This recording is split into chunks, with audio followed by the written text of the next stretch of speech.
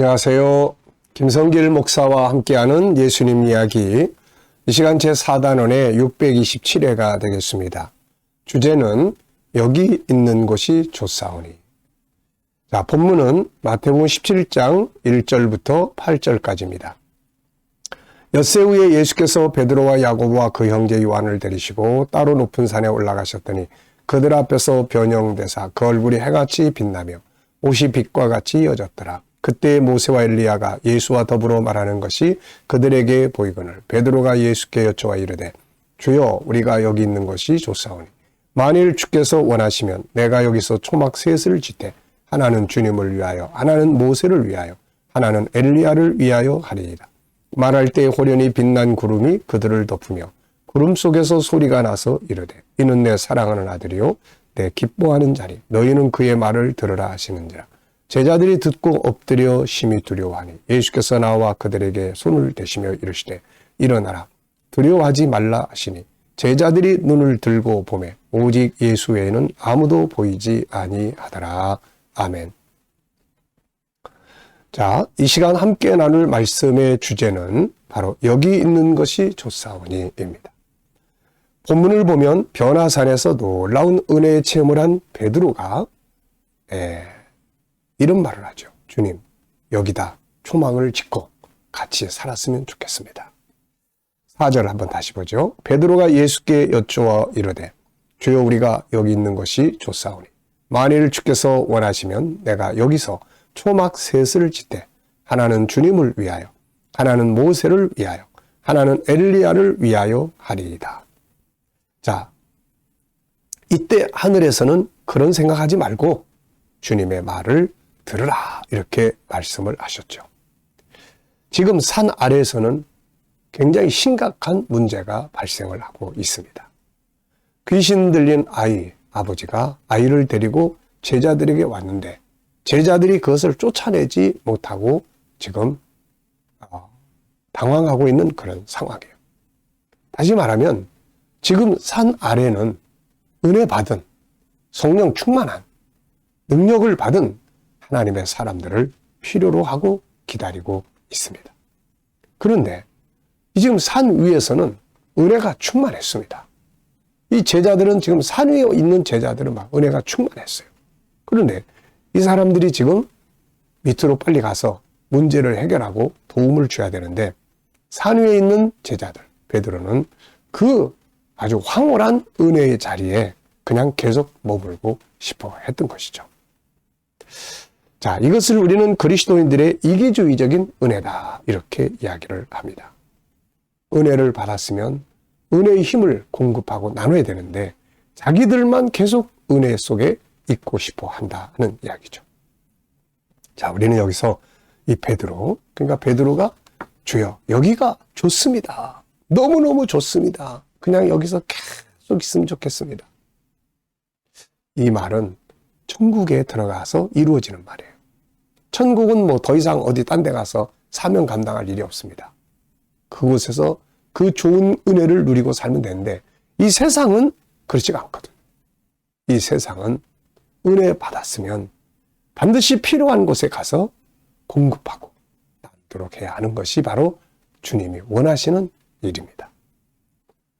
그래서 우리가 이 사건 속에서 이 베드로의 말을 보면서 우리가 두 가지의 교훈을 얻어야 됩니다. 첫째는 우리도 베드로처럼 은혜의 자리가 있어야 한다는 거예요. 지금 일단 베드로는 은혜의 자리에 있어요. 지금 너무너무 좋은 은혜의 자리에 있습니다. 기독교는 바로 이런 은혜의 자리가 있는 곳이에요. 그래서 우리 성도들이 먼저 해야 될 건 은혜 받는 일이에요. 은혜의 자리에 가서 은혜를 받는 일입니다. 제자들이 먼저 오순절 성령의 체험, 은혜의 자리가 있었기 때문에 그 다음에 공급할 수 있는 일을 했잖아요. 모세가 시내산에서 주님 만나는 은혜의 체험이 있기 때문에 그 다음에 애굽으로 갈 수가 있었던 겁니다. 그래서 우리가 뭔가를 하기 전에는 항상 먼저 은혜의 체험이 있어야 돼요. 지금 베드로 역시 놀라운 은혜의 현장에 있었습니다. 그것을 떠나고 싶지 않았어요. 주님의 은혜는 이런 것이에요. 떠나고 싶지 않은 거예요. 주님의 은혜의 자리에, 성령의 충만한 자리에 다 있으면 너무너무 행복한 거예요. 그냥 굶어도 행복하고 맞아도 행복하고 너무너무 행복한 거예요. 이 은혜의 자리가 있어야 된다. 베드로가 정말 여기가 좋습니다. 주님, 정말 예수 믿는 게 너무 좋네요. 정말 은혜 받는 게 너무 좋네요. 이게 먼저 있어야 된다. 그 다음에 이제 두 번째는 이제 여기만 있으면 안 돼.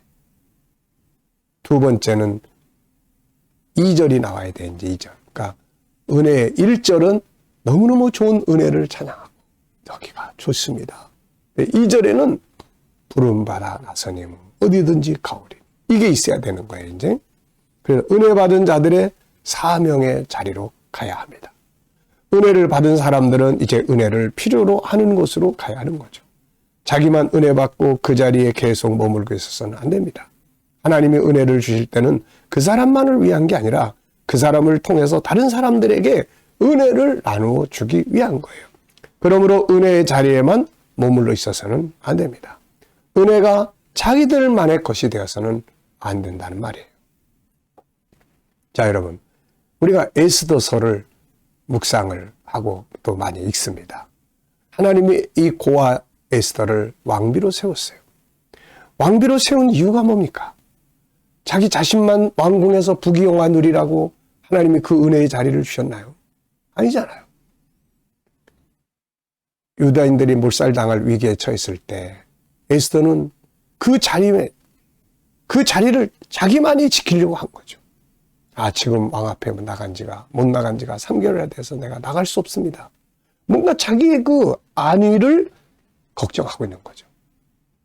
그랬더니 모르드게가 이런 말을 합니다. 네가 왕위의 자리를 얻은 것이 이때를 위함이 아닌지 누가 알겠느냐.